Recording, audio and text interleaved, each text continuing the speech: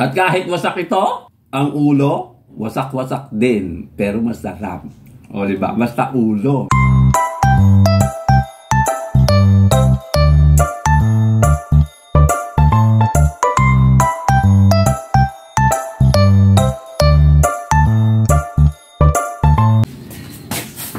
Hello mga friendship! Good morning to everyone! Welcome to my YouTube channel. Pumunta ako sa palengke para ipakita ko itong mga aking pinamili itong lulutuin ko ngayong araw na to.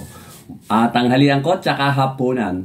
Huwag sana kayo magsawa sa akin sa palagi kong content natin manggagaling ako ng palengke. Pinakikita ko sa inyo ang aking pinamili.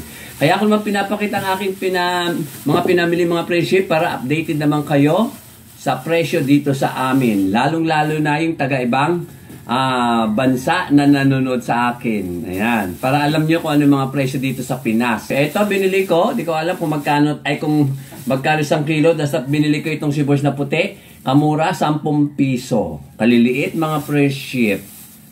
Ayan o. Ayan o, ganyan kaliliit, mga friendship o. Ito, pakita ko. May maliit, may malaki. O, maliit pa ata sa ano to. Sa Alatiris. Yan o. Ito o mga friendship. Ayan, liliit o. Diba mga friendship? Ito masarap kasi bata pa siya. Hindi pa siya gurami. From the root word gurami, ibig sabihin matanda. At eto, bubili ulit ako ng kamatis. Pagkarami-rami kamatis nung isang linggo. Ang bili ko sa kamatis, 10 piso. Ngayon, 10 piso ulit mga friendship. Doon ko binili sa aking kakilala, 10 piso. Ayan, dami, di ba? Habang mura, bumili ng kamatis. At itong sirik, libre lang to mga friendship. Frida Fonda, from the word free. Frida Fonda. O, di ba? At eto, bumili ako ng isda. Alumahan ba do? Nakalimutan ko, alumahan ba tawag dito sa isda na to? Malaking isda. Nakakala ko pupunta si Empanada Boy. Ngayon lang nag-chat. Sabi daw, hindi siya makakarating dahil marami daw silang ginagawa sa church nila. Eto, sayang. Ang laki pa naman mga friendship. Ay, tumulo. Tumulo na ang kanyang blood. Ang kanyang first blood. Ayan. Ang isang kilo nito, mga friendship, 250. Binili ko dito is 100. Saktong 100. Walang tawad. Oo, di ba? Ang laki. Ay, nagkadugo-dugo na sa lamesa. At ito pa rin, walang katapusan, walang katapusang daing na bangos. Gawin natin dito mga friendship. Pagi, marumi. Ayan. Nadaing na siya mga friendship. Medyo malalaki binili ko. Ayan, daing. Isa. Dalawa. Tatlo.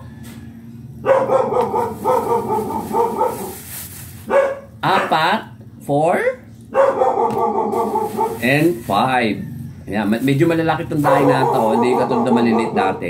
Bili ko dito, 85 pesos. 140 isang kilo.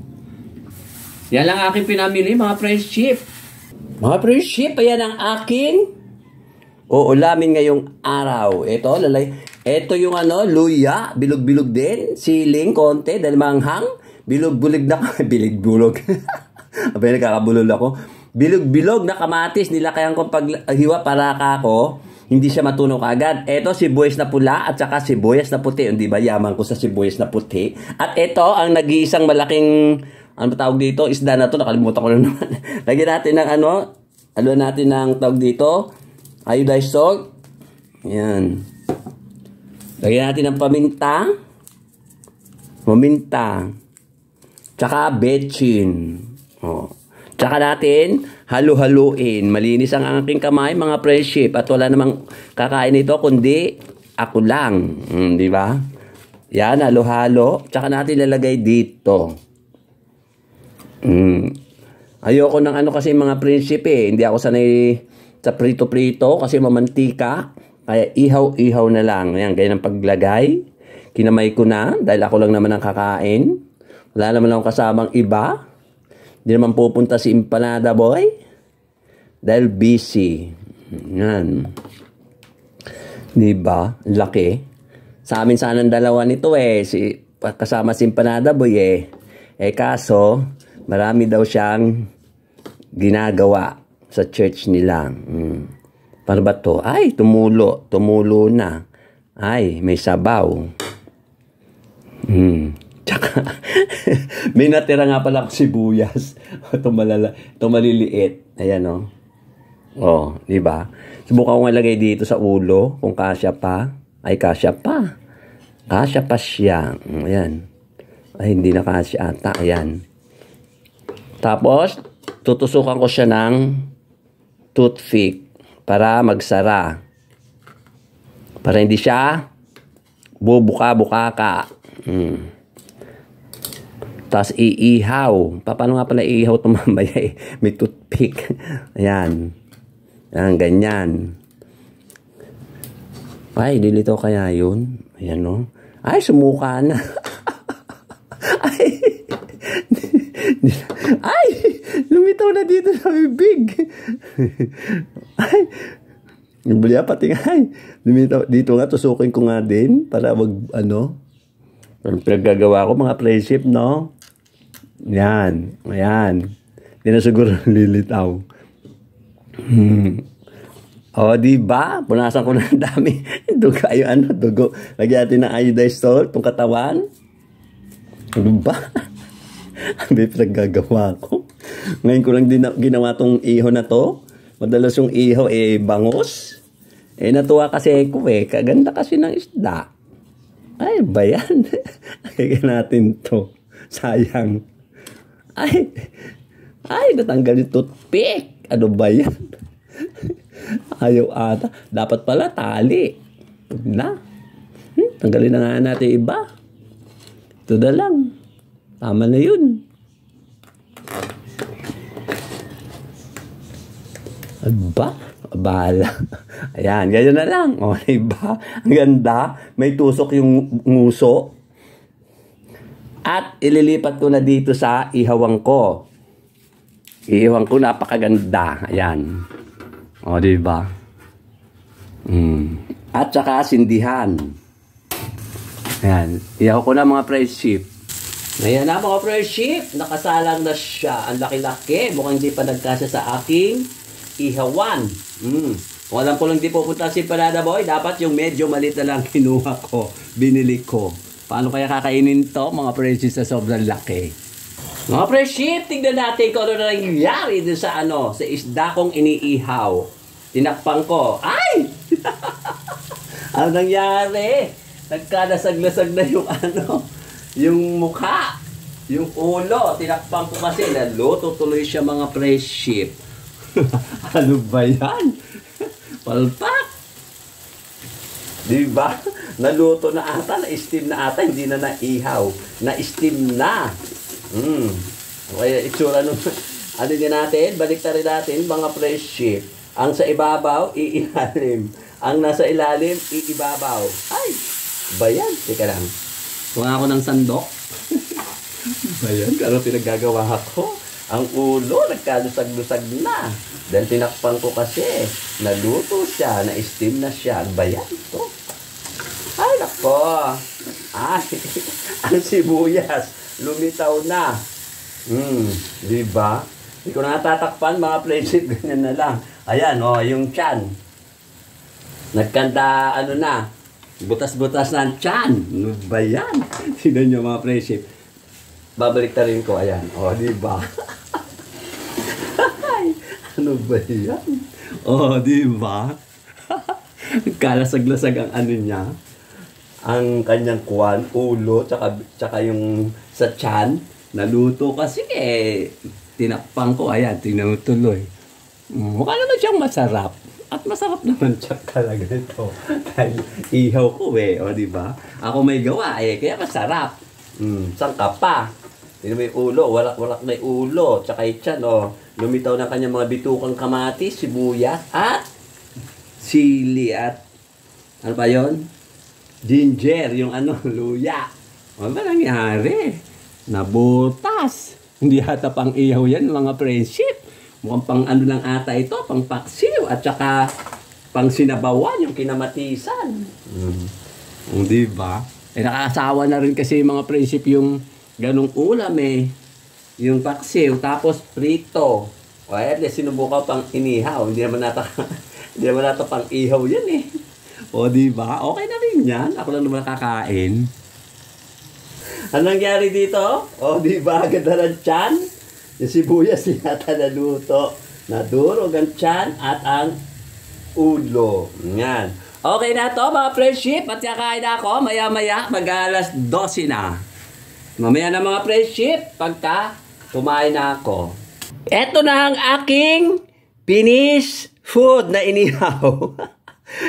Ang mukha, wasak-wasak at ang tiyan, lumabas ang kanyang mga palaman. Ayan, sibuyas. Kamatis. Yan. At ito yung aking sausawan. Yan, may white onions, may red onions, tsaka lubaybay na sa gitna, tsaka red tomato, tsaka siling green. O, diba mga friendship? O, yan, ayan nyo, yung mga usog natin. Yan ang aking ulam ngayong tanghali at saka mamayang gabi. Sige na, kakain na ako mga friendship. Hello mga friendship, kakain na ako. Alas 12 na, ito ay aking inihaw. O, diba? Inihaw na isda. Nakalimutan ko ng pangalan nito mga friendship. At ito yung sausawan. Kamatis na pula, sibuyas na puti, tsaka yung sibuyas na puti, at tsaka yung red onion, tsaka sili. Ayan. Pero dito ko ilalagay yung sausawan ko. Hindi ko ilalagyan lahat ng ano yan. Yan, dito. Para sa mamayang gabi matitira.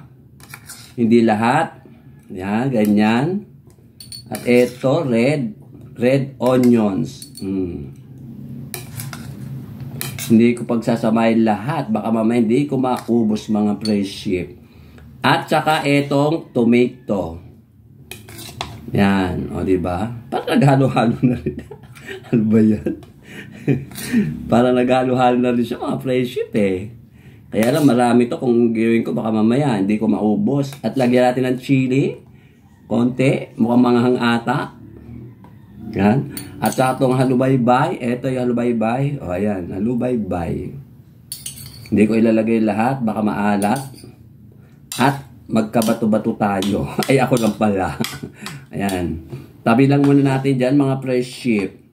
At siya nga pala, ito nga pala yung binili kong bangus kanina. Dinaing ko, ay tiniplan ko na, daing na. Mga ilang araw ko rin itong ulamin, 5 piraso siguro. Lunes hanggang Biyernes. So, diwan tipid ko. Kain tayo, mga friendship. Simulan natin kumain. Tignan natin tong nasa cham.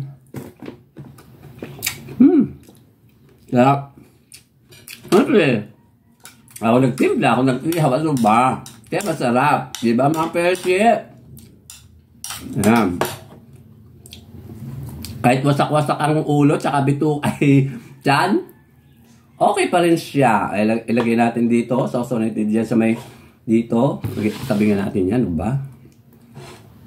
Tapos lagay natin dito sa kanin. Sabay tatabunan natin. Sabay subo.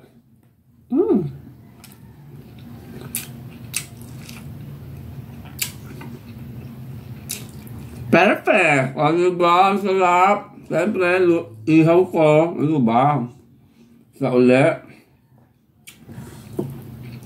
Yan.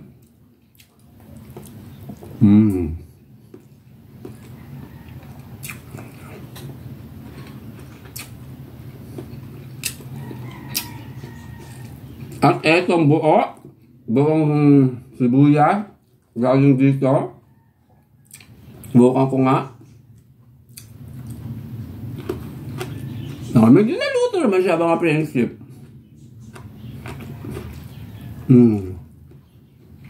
Sabi nila masarap daw maganda daw sa katawan pagka kumakain ka ng sibuyas, tsaka sili. At yung sili, subukan natin ito. Ilagay dito ulit.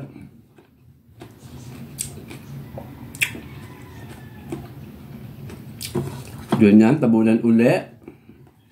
At isubo uli. Sarap. Siyempre, luto ko nga, ano ba? Kulit niyo ba? Ayan yung katawan ng ng isda, oh. Ayan. Wasak-wasak. Diba? Ikot natin ulit. Nga pala, kaya ako nag-iisa. I'm alone. Lagi man ako nag-iisa. Dahil si Tambo, hindi yata pwede mag-vlog. Dahil sabi nga niya, hindi daw niya pinangangako na makapunta pa siya rito para mag-vlog. Kasi busy na siya.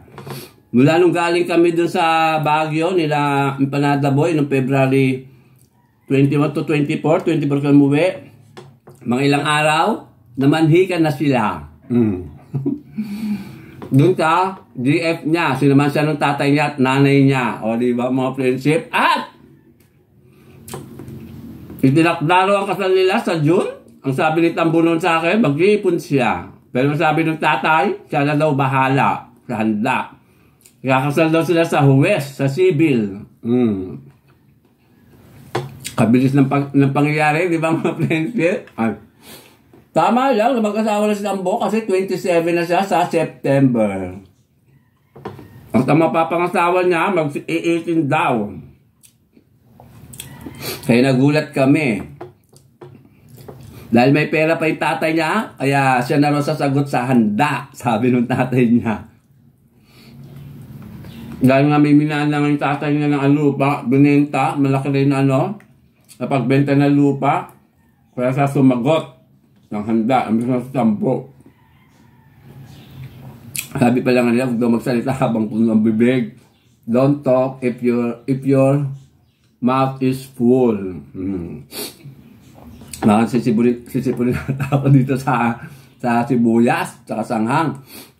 Si Palata Boy naman, kaya hindi nga nagpunta rito dahil busy sila sa church nila. Baka sa isang linggo na daw nakakapunta. At siyempre, shoutout nga pala kay Ma'am Juby, si Sir Glenn, saka sa mga anak niya, sa pamilya nila, yung mama niya na Get Wilson mother, at saka dun sa tita niya, sa apo niya, at saka sa pamilya, at saka siyempre sa apo niya. Kain tayo. At siyempre, Ma'am Ethel, Sir Ruben, at saka sa apat na anak nila. Thank you for watching po. Lagi. Mumo. At siyempre, yung mga vlogger na sa ibang bansa ng mga Pinoy, na laging nanonood sa akin, na walang palya, alam nyo na kung sino-sino kayo. Shout out sa inyo. Sana huwag kayo magbago manood sa akin. Kahit na simpleng-simple ng aking content, ang aking vlog. At saka siyempre, yung mga Pinoy din na laging nanonood sa akin dito, alam nyo na rin kung sino-sino kayo, mga friendship. Maraming salamat sa inyong panunood. At sa kaibigan ko kay Jess de la Cruz. Masyadong malaki ang isda. Mukhang di ko yata maubos. Kahit na mamayang hapon ko pakakainin natin, di ko yata maubos. Bakit na buhalang, pwede pa.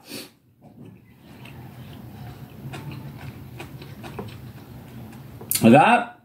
Siyempre, luto ko nga.